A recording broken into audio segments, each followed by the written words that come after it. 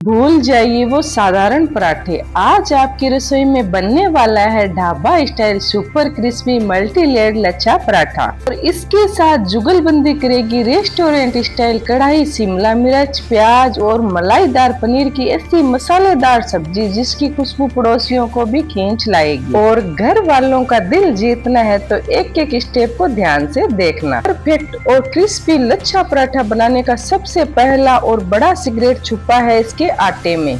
एक बार इस कॉम्बिनेशन को बना लिया ना तो होटल रेस्टोरेंट जाना हमेशा के लिए भूल जाओगे। हाँ, मैंने लिया है मैदा और अब इसमें डालेंगे थोड़ा सा नमक स्वाद को बैलेंस करने के लिए और साथ ही थोड़ी सी चीनी। और हाँ, चीनी ही वो सीक्रेट है जो पराठे पर वो बेहतरीन गोल्डन कैरमलाइज्ड रंग लाएगी। चीनी डालने के बाद मोयन के लिए डालेंगे घी। यहाँ सबसे जरूरी टिप ये है कि पानी या दूध डालने से पहले हमें नमक, चीनी और घी को मैदे के साथ हाथों से रगड़ते हुए बहुत अच्छे से मिक्स करना है। जब आप इसे इस तरह मुट्ठी में बांधे तो ये बिखरना नहीं चाहिए। यही पहचान है कि मोयन बिल्कुल परफेक्ट लगा और आपका पराठा एकदम खस्ता बनेगा।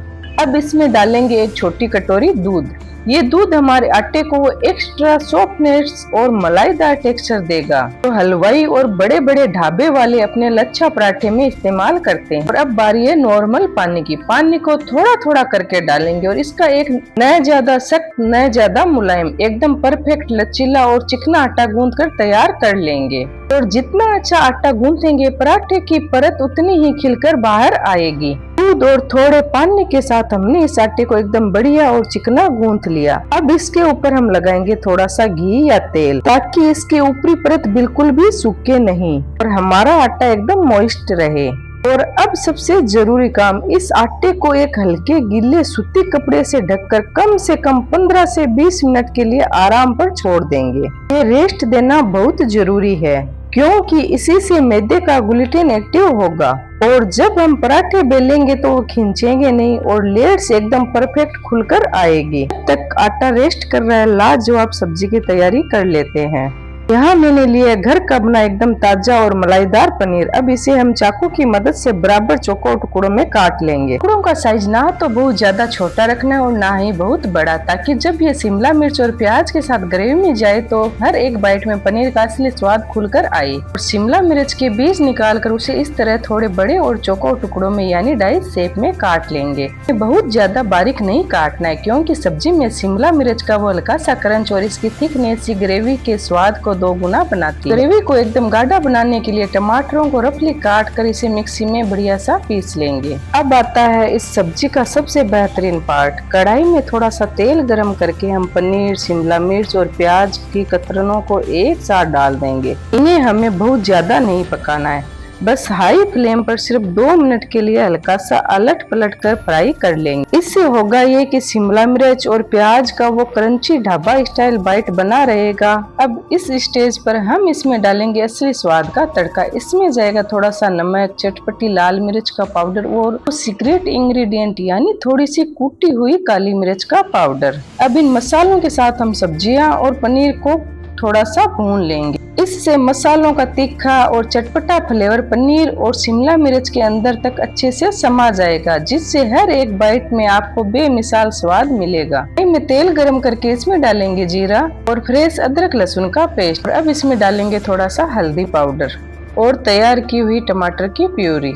अब आप सोच रहे होंगे कि मैंने हल्दी को सीधा गरम तेल में क्यों डाला है। वो इसलिए क्योंकि गरम तेल में हल्दी डालने से सब्जी का कलर बेहद शानदार और एकदम निखर कर आता है, जो आपकी ग्रेवी को बिल्कुल रेस्टोरेंट जैसा लुक देगा। टमाटर की प्यूरी को हमें तब तक अच्छे से पकाना है जब तक कि वह अच्छे से इस तरह साइड से तेल न छोड़ दे। और फिर डालेंगे बेसिक सूखे मसाले और थोड़ा सा गरम मसाला जो ग्रेवी के टेस्ट को एकदम नेक्स्ट लेवल पर ले जाएगा। और अब इसमें डालेंगे थोड़ा पानी। जिस मिक्सी जार में मैंने टमाटर पीसे थे उसी में थोड़ा सा पानी डालकर अच्छे से घुमा लिया ताकि जार में लगा हुआ टमाटर का सारा फ्लेवर इसी ग्रेवी में आ जाए। कुछ भी वेस्ट नहीं होना चाहिए। बस इसे अच्छे से मिक्स करेंगे और ग्रेवी में एक उबाल आने देंगे।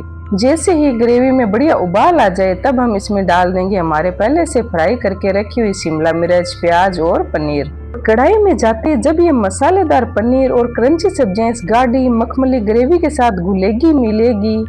अब इसे हल्के हाथों से मिक्स करेंगे ताकि पनीर के टुकड़े टूटे नहीं और सारा मसाला इनके अंदर तक समा जाए। इस सब्जी को बिल्कुल होटल और रेस्टोरेंट जैसा रिच और मलाईदार बनाने के लिए हम डालेंगे 2 चम्मच घर के दूध की फ्रेश मलाई। ये मलाई ग्रेवी के सारे तीखेपन को बैलेंस करेगी और सब्जियों को वो मखमली रंग और टेक्सचर देगी। और देखिए हमारी लाजवाब सब्जी का फाइनल लुक। इसका रंग और ग्रेवी का टेक्सचर देखकर कोई कह नहीं सकता कि इसे आपने घर पर बनाया है। इसकी खुशबू इतनी बेमिसाल है कि पूरी रसोई में महक उठी है। करीब 20 मिनट हो चुके हैं और हमारे आटे ने बहुत बढ़िया आराम कर लिया है। गीला कपड़ा हटाने पर आप देख सकते हैं कि आटा कितना स्मूथ, लचीला और एकदम सेट हो चुका है। बस यही वो स्टेज है जहां हमारे लच्छा पराठे की एक एक लेयर बिल्कुल परफेक्ट और खिली खिली बनेगी। अब आटे में से एक बड़ी सी लोई तोड़ लेंगे। लच्छा पराठे की लोई नॉर्मल रोटी से थोड़ी बड़ी होती है ताकि परतें मोटी और बढ़िया बने, और इसे पतली रोटी की तरह बेल लेंगे। ध्यान रहे इसे हम जितना हो सके उतना पतला बेलना है, क्योंकि जितनी पतली रोटी बेलेंगे उतनी ही ज्यादा परतें बनेगी। अब आता है परतों को एकदम अलग और खस्ता बनाने का सबसे जरूरी स्टेप।